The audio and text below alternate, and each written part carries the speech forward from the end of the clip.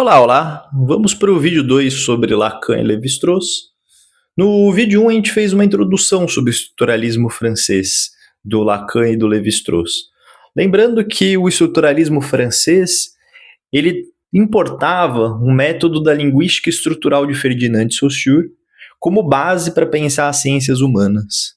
Mas essa importação ela trazia modelos epistemológicos, mas a forma como esses autores vão, a partir desses modelos epistemológicos, aplicá-los enquanto método para a leitura dos problemas da antropologia e da psicanálise, depende mesmo do salto criativo desses autores. No vídeo de hoje a gente vai ver a primeira parte do Feiticeiro e Sua Magia, texto de Lévi-Strauss, e é um texto que ele é interessante pelos seus próprios argumentos, mas também é interessante para a gente ver como o Lévi-Strauss está colocando em funcionamento esse modelo da linguística e aplicando ele metodologicamente para pensar problemas da antropologia. Vamos direto lá para o texto. O texto começa com Lévi-Strauss apresentando o objetivo dele: estudar os mecanismos psicossociológicos envolvidos nos procedimentos de magia. Mas a gente apresentava de início já a hipótese que tem um objetivo implícito nesse texto. Quando Lévi-Strauss fala que ele quer estudar esses mecanismos psicossociológicos, no fim das contas a magia serve como que um exemplo para que, no fundo, ele esteja pensando como que os processos terapêuticos funcionam, quais são as explicações psicossociológicas envolvidas nos processos terapêuticos, ou também nessa parte psicológica e sociológica do funcionamento das terapias, inclusive das terapias orgânicas. Então é um texto, por exemplo, que a gente pode usar para pensar no funcionamento das psicoterapias, não só da psicanálise, com a qual ele vai abrir uma discussão ali no fim do texto. Também a gente pode usar para pensar, por exemplo, no efeito placebo. Qual que é o mecanismo psicológico envolvido no efeito placebo das medicações? O texto é dividido em 3 exemplos, e a partir desses 3 exemplos, Lévi-Strauss vai sustentar teses. No vídeo de hoje eu vou apresentar o primeiro exemplo, e depois fazer outros para apresentar os próximos. O primeiro exemplo a gente vai apelidar de a maldição. Lévi-Strauss nos conta a história de um feitiço que um indígena sofre e que ele acaba literalmente morrendo. E o Lévi-Strauss fica tomado por a questão de como aquele feitiço funciona de tal modo a produzir literalmente a morte daquele indígena. Então o Lévi-Strauss está partindo desse pressuposto que o feitiço funciona, mas ele vai explicar não através de um sistema mágico, mas através de um sistema científico esse funcionamento, tentando entender sua base psicológica. E o Lévi-Strauss começa primeiro nos contando a história dele. E essa história é importante, lembrando ali do primeiro vídeo, porque quando o Lévi-Strauss está nos contando essa história, o que ele está fazendo de fato é nos propondo um ordenamento metonímico dessa narrativa. E, novamente, uma perspectiva central do estruturalismo é não correr para analisar um elemento, tentar entender o elemento em si, mas tentar entender os elementos a partir do jogo de articulações que ele mantém com os outros elementos. Daí a importância do Lévi-Strauss fazer esse ordenamento metonímico, essa história com passo 1, 2, 3, 4, para a gente pense como eles se afetam mutuamente. Lévi-Strauss nos conta a seguinte história, desse funcionamento desse feitiço. Para que esse feitiço tenha ocorrido nessa tribo, é necessário mais ou menos um passo a passo que vai mais ou menos assim. Primeiro, óbvio, um feiticeiro tem que lançar uma magia sobre um indivíduo, sobre um indígena. Mas segundo, esse indígena tem que saber que ele foi alvo de uma magia. Isso faz diferença. Terceiro, esse indígena ele tem que acreditar no poder daquele feitiço. Isso faz completa diferença para o Lévi-Strauss também. Não só ele sabe que ele foi alvo, mas ele bota crença de que aquilo tem poder sobre ele. Quarto, o feiticeiro também tem que acreditar no poder daquilo. Ele tem que estar num sentido que dá razão ao funcionamento daquela magia. Quinto, tanto esse indígena quanto esse feiticeiro que lançou a magia, eles têm que estar numa comunidade que dá sentido e poder ao funcionamento dessa magia, E também, especialmente, que essa comunidade, para que ela dê esse sentido, ela tem que fazer parte de um sistema simbólico mágico.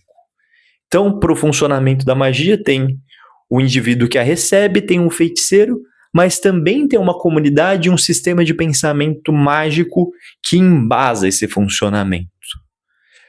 Seguindo nesse relato, além desse indivíduo acreditar e saber que foi alvo de uma magia, essa comunidade que também acredita na magia, ela tem que se comportar de uma devida maneira, que é qual? A partir do momento que essa comunidade sabe que esse indígena sofreu essa magia, eles têm que passar a tratá-lo como um amaldiçoado. E nesse processo de passar a tratá-lo como um amaldiçoado, Lévi-Strauss nos diz que essa tribo vai espontaneamente isolando esse indivíduo, isolando ele de todos os sistemas de referência e de pontos de reconhecimento que davam suporte para a própria vida. Ou seja, ele começa a ser isolado da própria família, ele passa a ser isolado da mulher de quem ele é esposo, ele passa a ser isolado dos filhos de quem ele é pai, ele passa a ser isolado das suas atividades produtivas, ele passa a ser isolado do resto da comunidade, ele sofre como que um ostracismo dessa comunidade. E daí sim, Lévi-Strauss vai chegando à sua conclusão, esse processo de isolamento, através do qual esse indígena, que passa a ser tomado como um amaldiçoado, sofre, esse processo de isolamento Lévi-Strauss vai chamar de morte social. E esse processo de morte social, quando ele se efetiva, ou seja, esse isolamento radical e imediato desse indivíduo, ele produz efeitos tão danosos nesse indivíduo que essa morte social se segue de uma morte física, que pode vir de várias formas, seja um suicídio, seja um adoecimento do corpo, seja um processo de enlouquecimento ou de tristeza tão grande que acomete aquele indivíduo que ele vai progressivamente perdendo as forças e morrendo. Mas então Lévi-Strauss nos lança essa tese. O funcionamento do feitiço dessa maldição, ela deve ser entendida pelo funcionamento dessa morte social, e que a morte social acarreta morte física. Bom, então a gente viu o ordenamento metonímico dessa narrativa que o Lévi-Strauss nos traz, e novamente a ideia é que a gente vai analisar os efeitos a partir da articulação entre esse passo a passo. E também a gente pode entender que em um determinado ordenamento, quando ele se repete em situações semelhantes, em estruturas semelhantes, ele tende mais ou menos aos mesmos efeitos. Então, esse tipo de movimento que vai levando progressivamente à morte social tende a produzir esse tipo de situação de grande drama, porque o indígena vive, mas que outro em situação semelhante viveria um efeito parecido, que poderia acarretar, inclusive, na morte física do indígena, que é o que o Lévi-Strauss está tentando explicar. Retomando o tema lá da apresentação sobre estruturalismo também, vamos tentar organizar os elementos em jogo naquilo que a gente chamou de uma análise sincrônica da cena discursiva. Nessa cena, Lévi-Strauss está nos contando, então, que a gente tem 3 papéis em articulação, né? Tem o indígena, que ele é o paciente desse feitiço, tem o feiticeiro que lança o feitiço no indígena, mas nessas análises estruturais é sempre essencial entender também a relação entre esses personagens articulados a um sistema simbólico, no caso o sistema mágico, Lévi-Strauss chama, esse sistema dessa cultura indígena que dá sentido ao funcionamento da magia, que dá crença ao funcionamento da magia. Esse sistema mágico funciona também como uma comunidade que pensa a partir desses determinados valores na qual a magia é possível. Então, é sempre essencial colocar esse terceiro elemento nessas análises estruturais, porque esse terceiro elemento do sistema mágico ou da comunidade, eles têm muito mais poder de determinação do sentido em jogo do que as individualidades agindo por si mesmo. E nessa história, a gente viu que esse indivíduo, ele sofre um processo que no estruturalismo se chama substituição metafórica. ele para de ser tomado como um indivíduo X, sei lá, o João, e ele passa a ser tomado como um amaldiçoado. A partir do momento que essa comunidade passa a se relacionar com esse indivíduo como amaldiçoado, a sequência de conflitos vai se desenvolvendo para ele. Então, a gente pode colocar aqui como uma substituição metafórica o indígena pelo tema amaldiçoado, a partir do qual ele vai sofrer o processo de isolamento. E no fim das contas, a gente pode colocar como substrato do sentido do que acontece no funcionamento dessa magia, dessa maldição, o efeito de morte simbólica, o de isolamento social, de morte social produzida. Bom, então desse primeiro exemplo do Lévi-Strauss, tem dois temas básicos que eu quero trabalhar aqui com vocês, o tema da morte simbólica, da morte social, e também o tema da crença tripla. Eu vou começar por esse segundo. Lévi-Strauss vai argumentar, então, uma das suas primeiras principais teses no Feiticeiro e Sua Magia, que para que um feitiço funcione, e novamente, quando o Lévi-Strauss está falando sobre feitiço, no fim das contas, ele também está nos levando a questionar os funcionamentos psicoterapêuticos envolvidos em qualquer terapia. O que o Lévi-Strauss está nos propondo é que, para que um feitiço funcione, ele precisa de uma crença tripla. Se a gente colocava ali 3 agentes em jogo, Lévi-Strauss está nos contando que esses 3 agentes têm que acreditar no funcionamento da magia.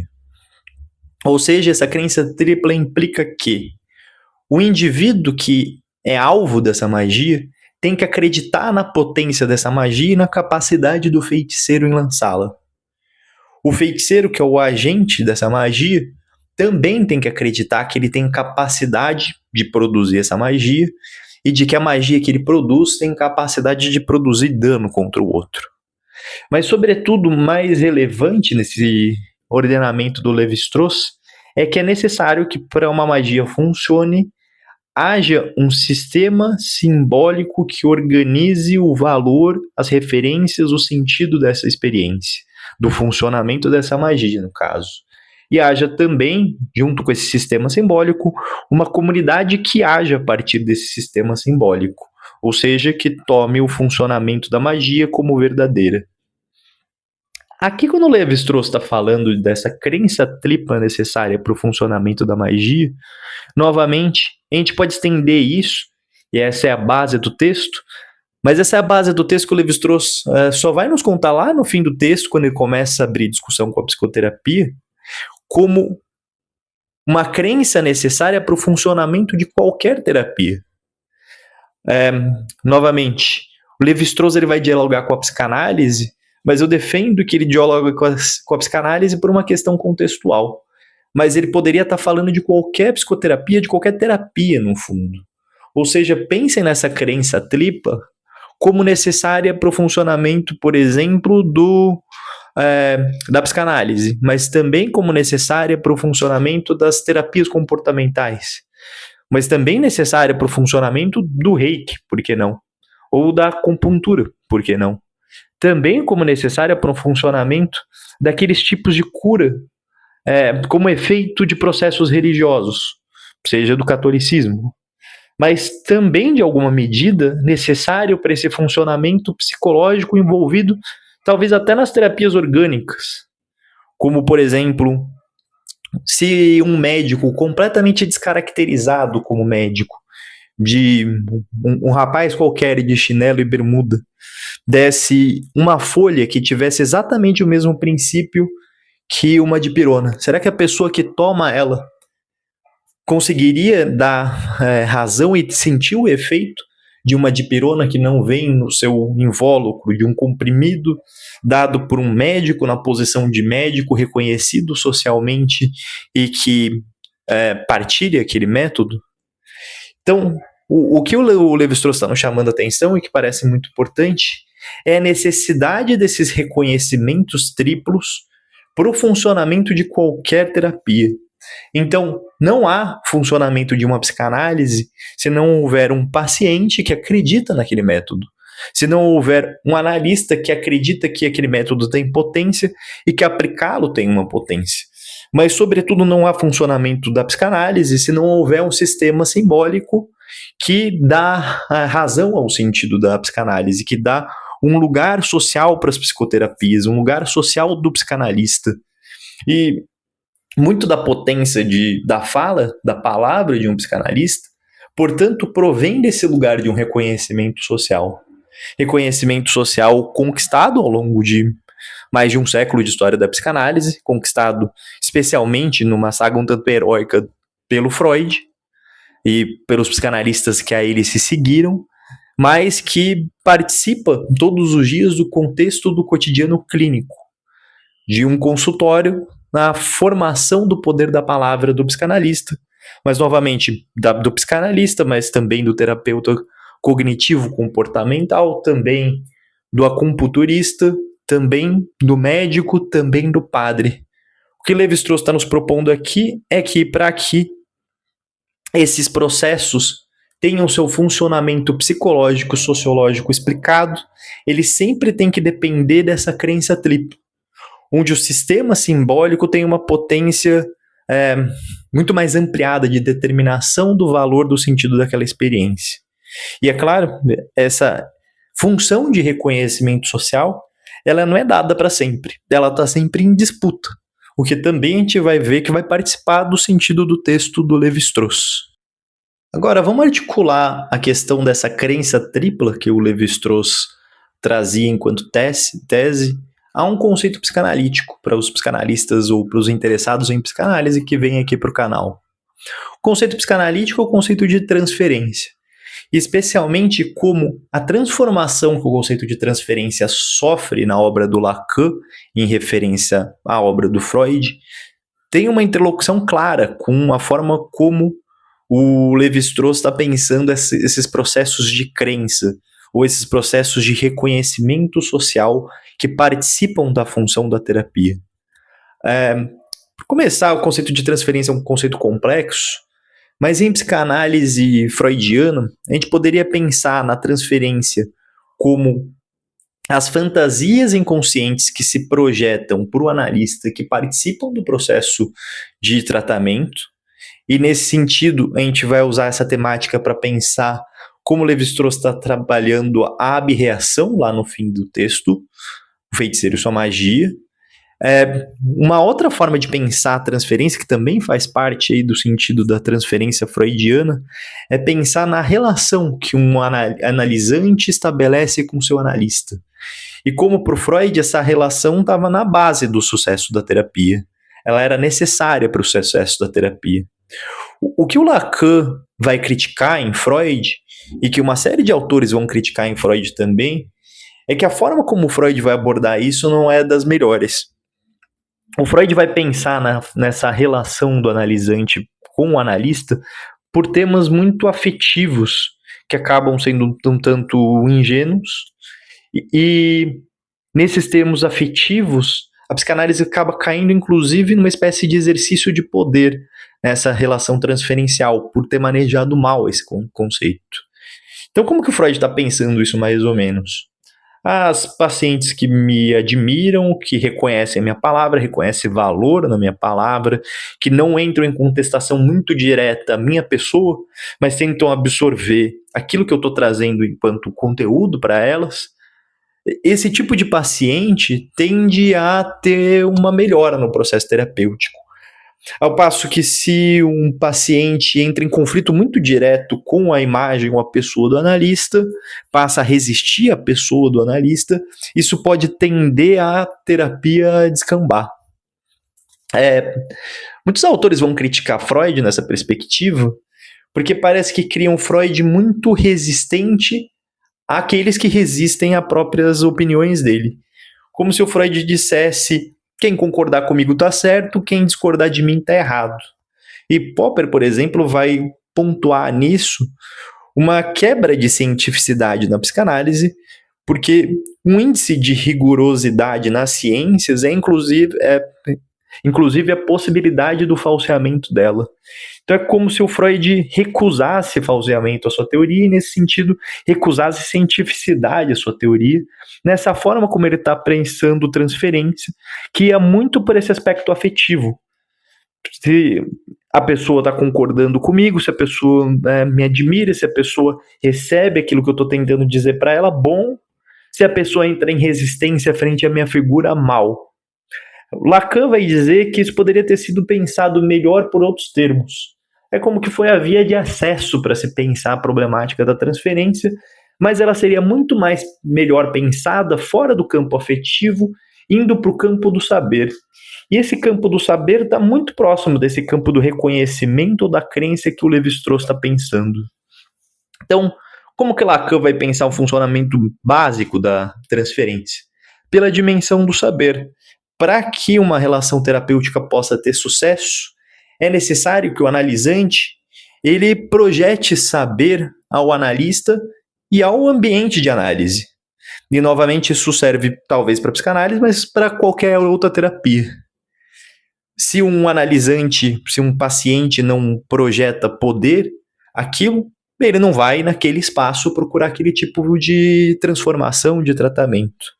Então, o primeiro passo necessário para que a transferência se realize, Lacan vai dizer que é a suposição de saber. E daí temos o conceito de transferência do Lacan como sujeito suposto saber. É necessário essa projeção de saber a palavra do analista. Mas, novamente, como a gente viu por essas teorias do reconhecimento, para que se projete saber a palavra do analista, é óbvio necessário antes um sistema social onde haja reconhecimento a essa função, onde a função analista, função psicanálise, seja reconhecida socialmente como verdadeira, como parte das formas de terapia a qual um sujeito pode acessá-la. Mas daí vem a virada que o Lacan propõe no conceito de sujeito suposto saber. O analista que recebe essa projeção de saber, ele não deve internalizar essa projeção de saber e de ser, sim, eu sei a partir da minha experiência, da experiência da clínica, por exemplo. Pelo contrário, ele tem que habilmente saber inverter essa projeção de saber, ao invés de internalizá-la, e propor que, através de seu método, que o caminho para a transformação subjetiva daquela pessoa, o caminho para o tratamento daqueles conflitos através da qual a pessoa vai parar em terapia, ele se dá por uma investigação do inconsciente. Então, ao invés de receber simplesmente esse saber e o internalizá-lo, essa suposição de saber, o analista tem que conseguir inverter isso para um método de investigação. Para um método de investigação que é responsabilidade dele, analista, conseguir sustentar isso metodologicamente. Bom, vamos agora ao tema da morte social. Lembrando, para o Lévi-Strauss, o funcionamento daquela maldição dependia de o indígena ser tomado pela comunidade como amaldiçoado. Isso seria uma espécie de substituição metafórica. E a partir do momento onde ele é tomado por essa substituição metafórica, ele sofre um processo de isolamento. A morte social, por Lévi-Strauss, seria entendida como profundamente danosa para o corpo físico e psíquico, e ela poderia progressivamente levar exatamente à morte do sujeito, seja por um suicídio direto.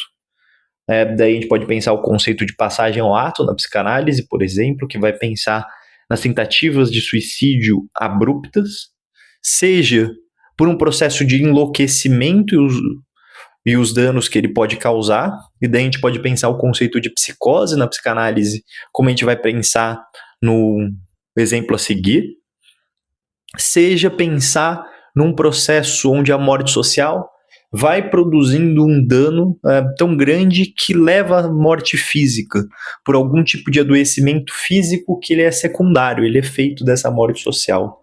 Então o que o Lévi-Strauss está nos argumentando é que, no fundo, a operação que causa o dano é a operação da morte social. E uma morte social, quando ela acontece de forma muito abrupta e muito radical, quando ela rompe esses esquemas de referência de um sujeito, ela produz um dano muito grande e às vezes irreparável. Então, basicamente, se a gente está preso numa história que leva à morte social, essa pessoa que passa por essa morte social está ferrada. Ela vai sair com um grande sofrimento dessa história, no mínimo. Mas Uma das belezas que a gente dizia sobre o método estrutural é que depois que é feita uma análise estrutural, quando se consegue entender uma lógica interna dessa estrutura, dessa análise sincrônica que eu fazia, por exemplo, a gente pode transportar essa lógica interna, essa análise, suas conclusões, para outras estruturas semelhantes. Não à toa, no fundo, o Levi-Strauss está sempre fazendo isso no texto. Entendendo o funcionamento lógico estrutural da tribo indígena e do seu funcionamento mágico para entender comparativamente o funcionamento da psicanálise. Então, Levi-Strauss entende uma estrutura e consegue fazer aproximações dessas conclusões com uma outra estrutura que, em análise estrutural, chama de homóloga. Ou seja, que tem relações lógicas que ocupam a mesma função, certo? E a gente pode trazer alguns exemplos aqui para tentar deixar isso mais claro de como a gente pode pensar, como Levi-Strauss está fazendo no texto, do feiticeiro para a psicanálise ou do feiticeiro para as psicoterapias, como a gente pode pensar essa morte social em exemplos que possam ser mais próximos da gente. E que no fim das contas, novamente, a análise estrutural ela tem essa potência de fazer a gente pensar sobre a organização do sistema e seus efeitos, não exatamente sobre o conteúdo. Ela entende a forma e a partir de entender a forma ela traz conclusões sobre o que se passa na dimensão dos conteúdos. Um exemplo que me veio quando eu pensava no efeito desse enfeitiçamento é como ele é parecido, por exemplo, com o que nossa sociedade são as fake news. Fake news ela é lançada por uma pessoa sobre a outra e quando aquela crença ela é compartilhada por quem sofre, por quem lança e pela comunidade, aquilo pode acarretar numa morte social que pode produzir muito dano ao indivíduo envolvido nela. Por exemplo, o exemplo que me veio foi o do suicídio do reitor da UFSC. O reitor da UFSC ele foi vítima, mas não de um feitiço, mas de uma fake news. Mas aquela fake news que teve poder de receber crença social, ela foi profundamente disruptiva da vida simbólica e social daquele reitor. Então, imagine que o trabalho devia ocupar um lugar significativo na vida dele, na vida produtiva, na vida social dele, ao passo que quando ele recebe a fake news que ele tinha sido corrupto, ele sente esse tecido social se rasgar imediatamente e aquela experiência é tão intensa para ele que ele não consegue lidar com aquilo e comete suicídio. É como se o Levi-Strauss estivesse dizendo, ou a partir do Levi-Strauss a gente pudesse pensar, que o suicídio do reitor não foi simplesmente um ato individual, mas ele foi efeito desse processo no qual a fake news produziu uma morte social. E que a morte social ela é imperativa de tal forma que o reitor não conseguiu viver com aquilo. Novamente, é como se um indivíduo do reitor ele tivesse sido substituído por aquela comunidade de uma forma semelhante à substituição metafórica da maldição por a figura de um corrupto. E nesse processo ele sofre uma morte social que é muito radical para que ele afetivamente consiga lidar com aquilo, e ele infelizmente comete suicídio. Suicídio que nesse sentido participa de um conceito da psicanálise que se chama passagem ao ato, que vai tentar entender efetivamente esses atos de suicídio, de tentativas de suicídio, nesses contextos onde há uma ruptura muito forte de um sentido, e através dessa ruptura muito forte de um sentido, o sujeito se vê impelido a um ato impossível de se machucar. Um outro exemplo que tem uma estrutura homóloga que me veio, então, da maldição do feitiço para fake news. Um outro exemplo que me veio são os processos de estigma social que podem se acoplar a determinadas doenças, que daí a doença sai do âmbito puramente orgânico e se torna um problema social, um problema psicológico. Talvez um caso muito marcante seja o caso do HIV. O HIV nos anos 80, anos 90, deve ter matado tanto ou mais pelos processos de estigma social que produziram, quanto também pelo processo de adoecimento orgânico.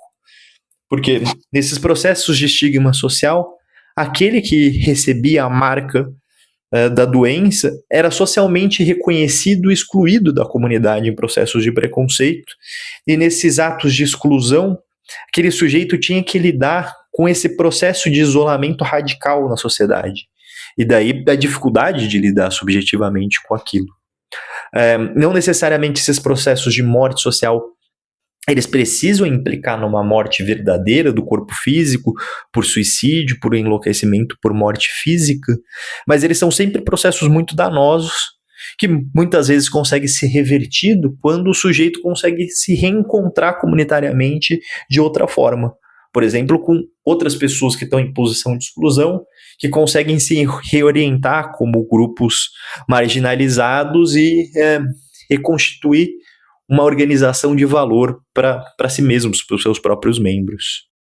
Outros exemplos que a gente pode comentar de processos que se parecem com essa temática da morte social que o Lévi-Strauss trouxe, é quando, são exemplos muito cotidianos na clínica, sujeitos passam por uma ruptura da sua forma de socialização que podem ser muito impactantes e que nesse impacto pode produzir muito dano à própria vida, ao ponto, às vezes, até de colocar fim à própria vida. Por exemplo, uma forma de acontecimento que se passa na vida que tem esse poder danoso, muitas vezes são processos de falência, ou como teve na época do Collor, o confisco das poupanças. Confisco da poupança ou a falência de uma empresa pode fazer com que uma pessoa que participava de uma vida num determinado estilo de vida, onde ele só conseguia se reconhecer como membro de uma determinada classe e como participante de um conjunto de atividades de socialização daquela classe, quando o sujeito vê isso tudo se romper, muitas vezes isso tem um dano muito grande para a vida dele, para a forma como ele consegue se reconhecer socialmente, levando, por exemplo, a suicídios ou processos de adoecimentos psicológicos muito graves e às vezes quase permanentes. De forma semelhante também, por exemplo, quebras de relacionamentos amorosos quando são muito codependentes e necessários para aquele sujeito se reconhecer num lugar na vida social, também podem ter efeitos assim muito danosos psicologicamente, dependendo desse grau de dependência, também participando aí do que o Lévi-Strauss estava pensando como esses processos de morte social. Às vezes eles vêm como acontecimentos na vida que rompem muito a forma de localização subjetiva de um indivíduo, o que pode produzir muito dano psicológico e físico para esse indivíduo, e daí também a importância de processos terapêuticos para conseguir fazer essa travessia para um momento de reorganização dessa vida social, ou para tentativa de produção dessa reorganização da vida social, para possibilitar a esse sujeito uma experiência menos danosa do que essas narradas pelo Lévi-Strauss.